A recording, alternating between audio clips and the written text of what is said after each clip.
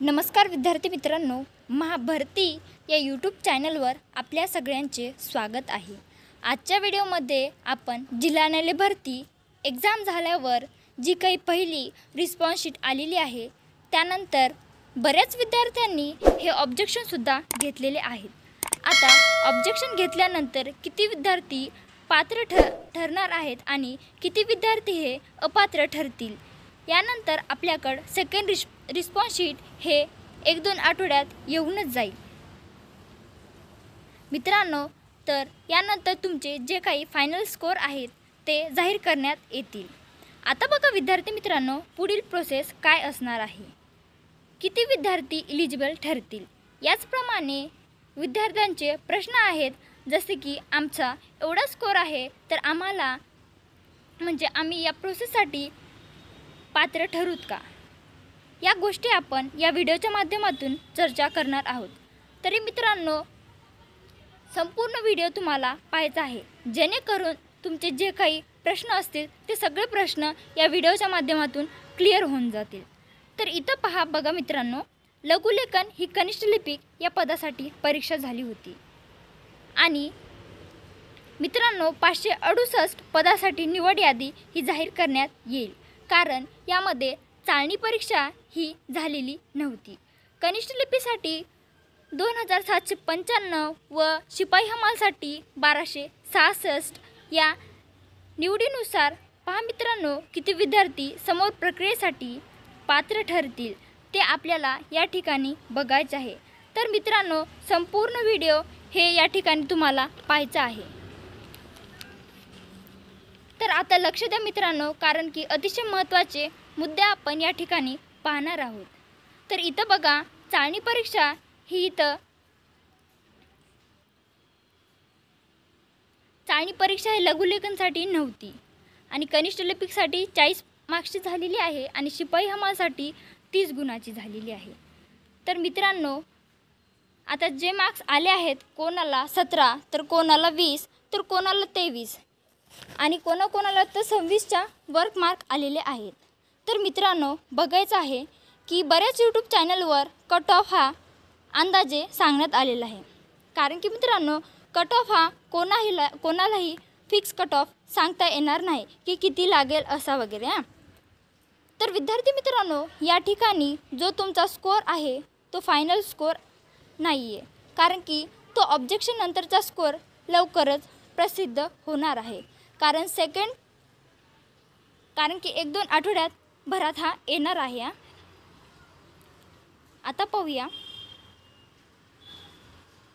30 शब्द हे तुम्हाला प्रति मिनिट टाईप करायचे आहेत, म्हणजे 30 शब्द हे प्रति मिनिटाला तुम्हाला टाईप करायचे आहेत, ज्यामध्ये जो विद्यार्थी चांगला स्कोर मिळवेल तेच विद्यार्थी चांगल्या मार्क्सने उत्तीर्ण होतील आणि जे विद्यार्थी इंग्रजी कंठलेखनसाठी पात्र ठरणार आहेत ते विद्यार्थी मुलाखतीसाठी पात्र ठरतील। मित्रांनो, हा पेपर तुमचा संपूर्ण 100 मार्क्सचा होणार आहे, लघुलेखनचा आणि कनिष्ठ लिपिकचा सुद्धा, पण शिपाई लेखनचा म्हणजे शिपाई हमालचा हे 50 मार्क्सचाच असणार आहे। तर मित्रांनो, यामध्ये तुम्हाला स्वच्छता आणि चापलताची चाचणी हे 10 मार्क्सची ठेवण्यात आलेली आहे। याच्यामध्ये जो विद्यार्थी सगळ्यात जास्त मार्क घेईल त्याला हे पुढील मुलाखतीसाठी वगैरे ते विद्यार्थी तयार राहतील। यामध्ये विद्यार्थी मित्रांनो, इंग्रजी लघुलेखन चाचणी, मराठी लघुलेखन चाचणी तसेच इंग्रजी टंकलेखन चाचणी हे सुद्धा होतील। हे 20-20 मार्क्सचे आहेत। मराठी टंकलेखन चाचणी हे 20 मार्क्सची आहे। तर या ठिकाणी मित्रांनो, तर या ठिकाणी आपण पाहूया आता कनिष्ठ लिपिक पदासाठी परीक्षेची तपशील काय असणार आहे। चाळणी परीक्षेमध्ये किमान गुण मिळवल्यानंतर काटेरोपने गुणोत्तराच्या आधारे जाहिरातीमध्ये नमूद केलेल्या पदांच्या 7 पट उमेदवारांना संगणकावर 10 मिनिट टंकलिखित करावयाच्या 300 शब्दाच्या 20 गुणांची मराठी टंकलेखन चाचणी बोलवलेली जाईल। 1/7 गुणोत्तर राखण्यासाठी संक्षिप्त यादी केलेल्या शेवटच्या उमेदवाराने मिळवलेल्या गुणाइतकेच गुण मिळवणारे एकापेक्षा जास्त उमेदवार असतील तर अशा सर्व उमेदवारांना मराठी टंकलेखन परीक्षेसाठी बोलावले जाते। आता पाहूया, मराठी टंकलेखन चाचणीमध्ये किमान गुण मिळवणारे उमेदवार इंग्रजी टंकलेखन चाचणीला बसण्यात पात्र असतील का? इंग्रजी टंकलेखन चाचणी 20 गुणांची असेल, ज्यात 400 शब्दांचा समावेश असेल। ते उमेदवारांना संगणकावर 10 मिनिटाच्या आत टंकलिखित करायचे आहे, म्हणजेच टाईप करायचे आहे। जे उमेदवार इंग्रजी टंकलेखन चाचणीमध्ये किमान गुण मिळवतील त्यांनाच मुलाखतीसाठी पात्र मानले जाईल। प्रत्येक परीक्षेला घेतल्यानंतर पुढील चाचणीसाठी पात्र उमेदवाराची यादी संबंधित जिल्हा न्यायालयाच्या सूचना फलकावर व संबंधित जिल्हा न्यायालय व उच्च न्यायालयाच्या अधिकृत संकेतस्थळावर प्रदर्शित केली जाईल।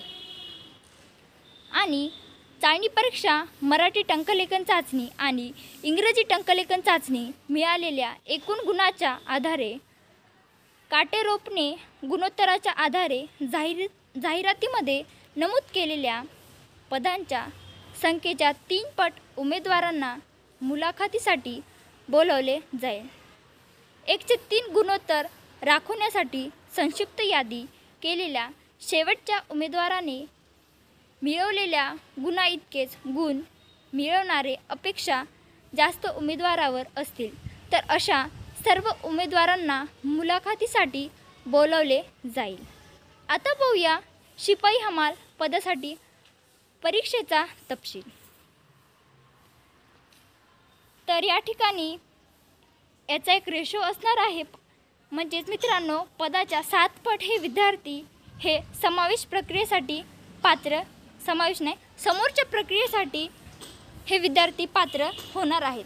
जसे की धुळे जिल्ह्यातून शिपाई या पदासाठी 8 जागा आहेत, तर मित्रांनो 8 × 56 म्हणजेच 7 पट ना, 8 विद्यार्थी असल्या त्याचे 7 पट करा, 56 विद्यार्थी हे या ठिकाणी या पदासाठी पात्र ठरतील। तर मित्रांनो इथं कट ऑफ, तर मित्रांनो तुम्हाला म्हणजे तुम्ही पाहिलं असेल बरेच यूट्यूब चॅनलवर की इतका कट ऑफ लागणार आहे, तर तो काही कट ऑफ हा म्हणजे सांगू शकत नाही कुणी की किती कट ऑफ लागू शकते। तर मित्रांनो कोणत्याही प्रकारचा डाऊट तुम्हाला असेल तर तुम्ही कमेंट करून सांगू शकता। तर मित्रांनो तुम्हाला व्हिडिओ जर आवडला असेल तर व्हिडिओला लाईक, शेअर, कमेंट आणि चॅनलला सबस्क्राईब करायला विसरू नका। भेटूया पुढच्या व्हिडिओमध्ये। धन्यवाद।